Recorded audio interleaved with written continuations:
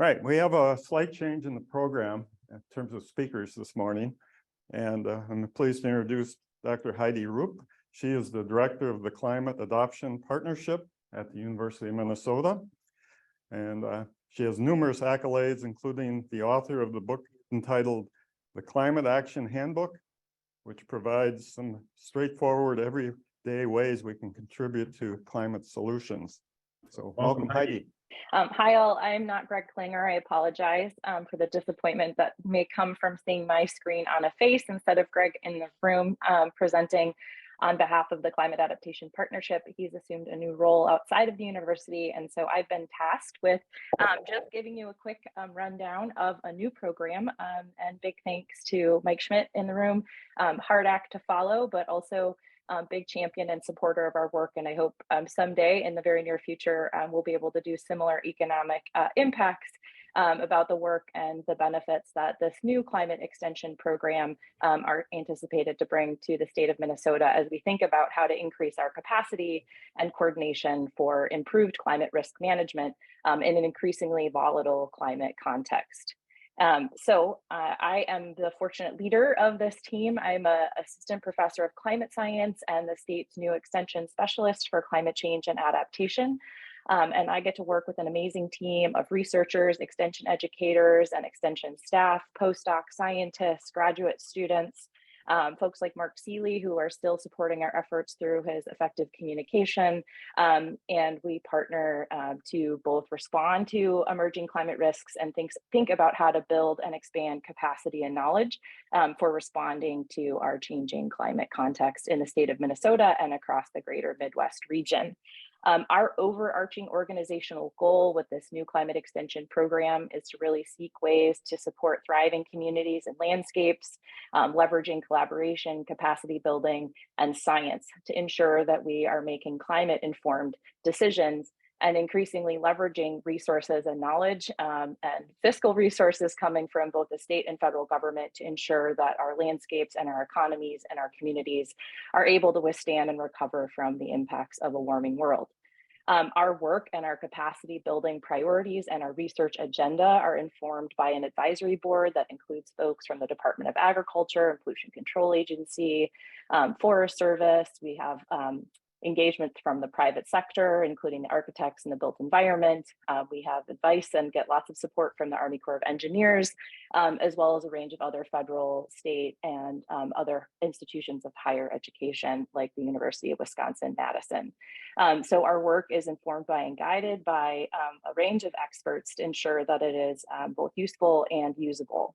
And in our work with them for the past about 2.5 years, we've been building out a portfolio of work focused on advancing new research priorities and generating foundational climate information about the state of Minnesota, as well as developing deep relationships across the landscape and developing training and capacity building efforts to expand the use and confidence in applying both near-term but mostly longer-term climate information in decision-making contexts.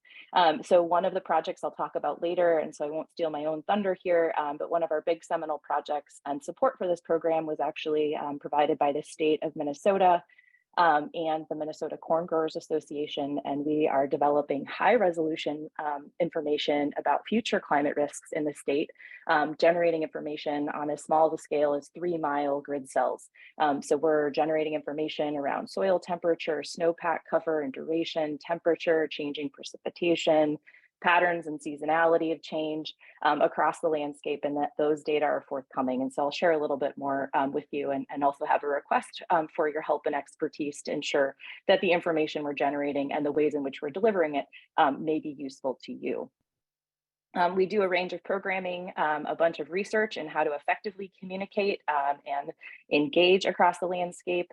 We work with state and federal partners, as I've already mentioned, but also serve to provide a lot of technical capacity and resources to those organizations as they think about building out plans, priorities, and investments in the area of climate and climate resilience. And we are working to develop leading practices for adaptation and climate resilience, including climate smart agriculture in the state of Minnesota. So I'm going to just briefly give you some climate context. I don't want to steal any thunder from Kenny Blumenfeld, who's teed up to give you a much longer talk around observation trends and future impacts of a changing climate. I'm not sure the extent to which he's going to talk about climate change, but I thought I'd give you some of the big sort of salient, big picture items that sort of to set the stage for why we're doing this and why the university and extension are making this investment and why we're seeing increasing interests and requests for support from across the landscape. And that is because our exposure to climate impacts, this is true, this has been true in the past, it's increasingly true today. It's really dependent on how well we understand our risks and our exposure to the risks. How will we prevent or proactively manage and reduce our exposure to those risks? And then the extent to which we manage those both in long-term planning, but also in real-time sort of response. And so it's this combination of understanding the risks and then having a well-balanced portfolio of proactive versus reactive risk management, and making sure the resources, the capacity, and the education and the tools are in place to support us as we manage changing climate risks. And I'll show you just a bit of that context now. We are observing Minnesota getting warmer and wetter. Our 10 wettest and warmest years have all occurred after 1997. Right now across the country, we're navigating some record-breaking warm temperatures in January. I'm actually currently in New York. There has not been any snow in around the New York City area, and it is raining, and it was 65 degrees yesterday. These are signals of a warming world, obviously outside of the context, but we sort of see that sort of weirding pattern of our weather occurring in Minnesota, and I don't have to remind any of you even just what the last few weeks have looked like across the state, with Duluth getting rain in February and almost an inch of rain in February. So we're tying or breaking or near breaking many records in terms of warmth and wetness. We've observed our heaviest rainfalls getting wetter, so that we're seeing change in the extremes. And we're seeing things like our growing season lengthening by 2 weeks since 1950. And overall, we've seen the state warm on average by 3 degrees Fahrenheit. This is an annual average. When we look at seasonal variability, we see these changes, and across the state, we see them emerging with even more striking patterns. But on the whole, Minnesota, of course, we are exceptional. We are also exceptional when it comes to our warming. So we are warming faster than the global average. We expect this warming and these sort of patterns of wetness to continue on and emerge later as we look out to towards the end of the century. We're expecting more hot extremes. Even if we look at scenarios where we look at emissions of greenhouse gases in the atmosphere being moderate or less than present, we can see that this pattern of warming is going to emerge, and we're going to experience many more days, say per year. This is an example of days warmer than 90 degrees Fahrenheit. We can march out and look at extremes, a whole different range of extremes. We can look at precipitation extremes, and I'll show you a slide here too, showing our sort of oscillation between the wets and dries. But we're going to be exposed to, under any emission scenario, changing patterns in our heat extremes. We're expecting our winter temperatures to be more than 10 degrees Fahrenheit warmer by the end of the century. So this has big impacts for all sorts of things, from water resources to habitat to human well-being and economic vitality. And in the Midwest, we're already observing transitions between these wet and dry extremes. They're happening more quickly and more frequently across the landscape. This is true across the Midwest region, and this is an observed pattern of change. And you all are the experts in knowing those exact impacts of that oscillations from the extremes, but also the real world challenges of managing in this more volatile sort of extreme context in which we have to make decisions, make investments, and manage the landscape. We see with our increasing precipitation already overall elevated flood risks, and these are leading to disruptions in transportation, damage to property and crops, key infrastructure, and also increasing exposure to cause negative human health outcomes. We expect Minnesota to be sitting again in these sort of extremes where we're going to be managing both getting wetter. This is an example of looking out towards mid-century under higher emissions of greenhouse gases. This is about probably where we'll end up in a warmer world. We could have a deeper conversation about that. But as we look at the extremes, this is looking at days per year with more than 1 inch of precipitation. And we see the swath of areas that are going to be getting more precipitation, heavier precipitation events expanding across the state. We can look at this at 4-inch rain events, And we see a similar pattern emerge. And so we're going to have this high water stress in many parts of the state, but we also are going to have to be managing for what we expect to be the emergence of more sustained and severe drought. The plot on the far side is looking at projected change in summer precipitation by the end of the century. And you can see the sort of percent change we're looking at parts of southern Minnesota being around 10% less precipitation in the summer months. So we provide and already have this type of information. I know it's maybe thinking on longer term time scales, but as we're thinking about long-term on-farm or sort of broader systems management, factoring these changes into consideration and what they mean for changing soil conditions, crop productivity, what crops are viable where, we're hopeful that in partnership, we can really think about how to deliver this information and facilitate its application and consideration in a range of decision-making contexts.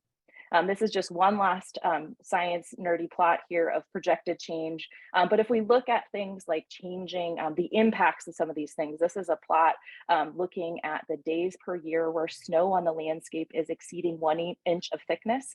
The purple colors represent our historical or normal average. As we march out into the future towards the end of the century with different emission scenarios, we see that those light green days, so by the end of the century, we expect around 60 days per winter with basically no snow cover. Of course, this poses management challenges, again, those sort of stressors that I already mentioned. So again, this is the type of information our team is generating.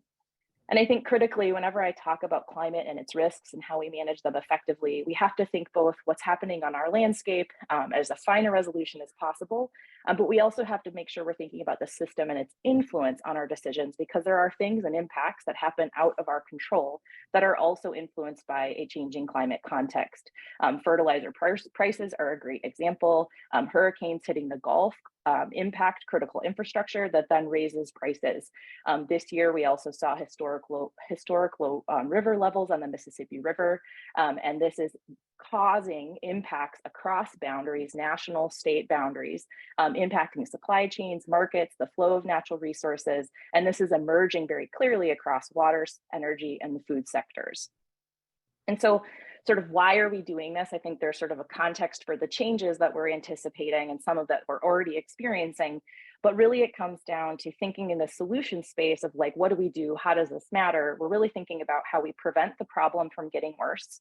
And that is what we often call mitigation, while we also prepare for the changes we've set in motion. And our group and my team, we really focus on the preparation piece, but acknowledge very clearly that a lot of our interventions, especially soil health and thinking about nutrient management, really operate in this really special place in the overlap of this Venn diagram, where interventions can improve a range of things, climate or not, while also helping prevent the problem from getting worse.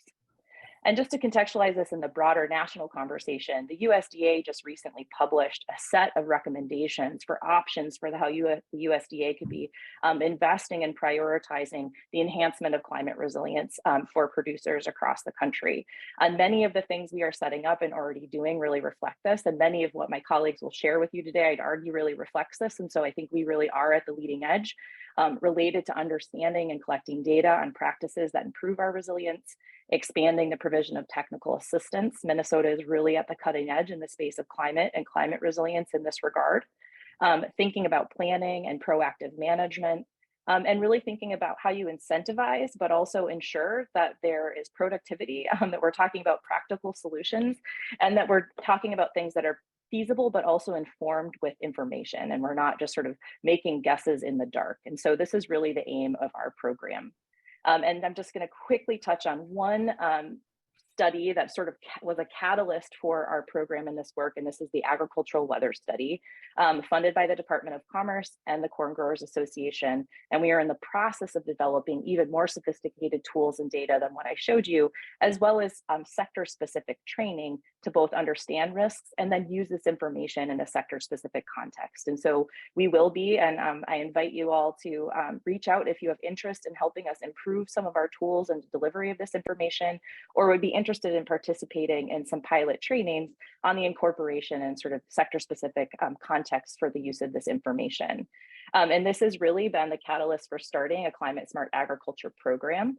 We're likely to be hiring a new extension educator position in this role, but we're really trying to leverage these new data and state funding to create dedicated resources that we hope will help folks like you. And we're anticipating that a range of outcomes, and this is true across a range of sectors we're working in, the built environment, tribal natural resource management, public and human health. We're really focused on strengthening understanding of our risks, developing those leading practices, providing critical capacity and technical support for reactive and proactive climate risk management, and ensuring that we can be a one-stop shop or at least a friendly phone call to help connect with trusted resources, research, and other peers who are working in this space and might have information, ideas, and expertise to share, so that we're moving faster, farther, but also, again, in a practical, place-specific, and evidence-driven way. And so we have tools and resources, and so this is where I invite you to engage. We're seeking input on our tool now. We'll be having convenings, and we're actively scoping out a statewide working group focused specifically on agricultural climate resilience. And so I'm just going to stop there. This QR code would take you to our listserv. You can sign up for news and events, but you're also more than welcome to reach out to myself or the Associate Director of MCAP, Nathan Meyer, who also serves as the program lead for our extension program. So resources, training, or other interests or feedback, we're all open and would love to have your expertise and your contribution. So I will stop there.